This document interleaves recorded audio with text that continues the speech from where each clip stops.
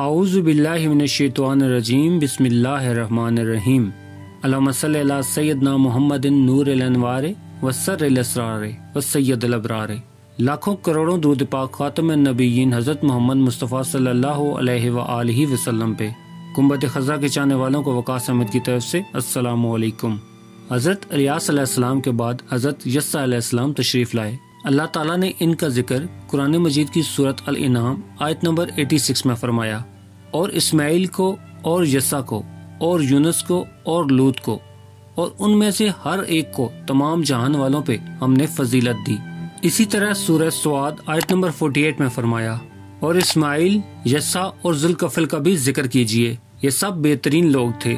یسع علیہ السلام بعض مورخین کے نزدیک ہارون علیہ السلام کی اولاد میں سے ہیں، اور بعض کے بقول حضرت یوسف علیہ السلام کی نسل میں سے ہیں، اور یہ حضرت الیاس علیہ السلام کے چچا زاد بھائی تھے۔ ان کے باپ کا نام عدی تھا، گویا آپ کا پورا نام یسع بن عدی علیہ السلام تھا۔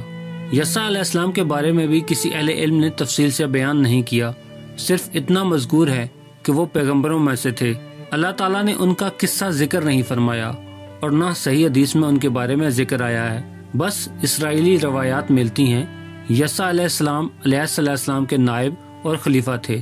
چھوٹی عمر میں سے ہی وہ آپ کی رفاقت میں رہنے لگے تھے، اور ان کی وفات کے بعد اللہ تعالیٰ نے بنی اسرائیل کی ہدایت اور رہنمائی کے لیے یسع علیہ السلام کو نبوت سے سرفراز فرمایا، اور انہوں نے الیاس علیہ السلام کے طریقے پر ہی بنی اسرائیل کی رہنمائی فرمائی۔ یہ معلوم نہیں ہو سکا کہ انہوں نے کتنی عمر مبارک پائی اور بنی اسرائیل میں کتنا عرصہ تک رہے اور حق کے تبلیغ کو سر انجام دیا۔ پیارے دوستو، امید کرتا ہوں آپ کو ایک چھوٹا سا واقعہ پسند آیا ہوگا، تو میری ویڈیو کو لائک کر دیں، اور مزید اس طرح کی خوبصورت ویڈیو کو دیکھنے کے لیے میرے چینل کو سبسکرائب کرنا ہرگز مت بھولیں۔ بیل کا بٹن بھی دبا دیں تاکہ آپ کو نئی آنے والی ویڈیوز کا نوٹیفیکیشن مل سکے۔ ملتے ہیں ایک نئی ویڈیو کے ساتھ، تب تک کے لیے اپنا خیال رکھیے گا۔ اللہ رب العزت آپ کو آسانیاں دے اور آسانیاں بانٹنے کا شرف عطا کرے۔ اللہ حافظ۔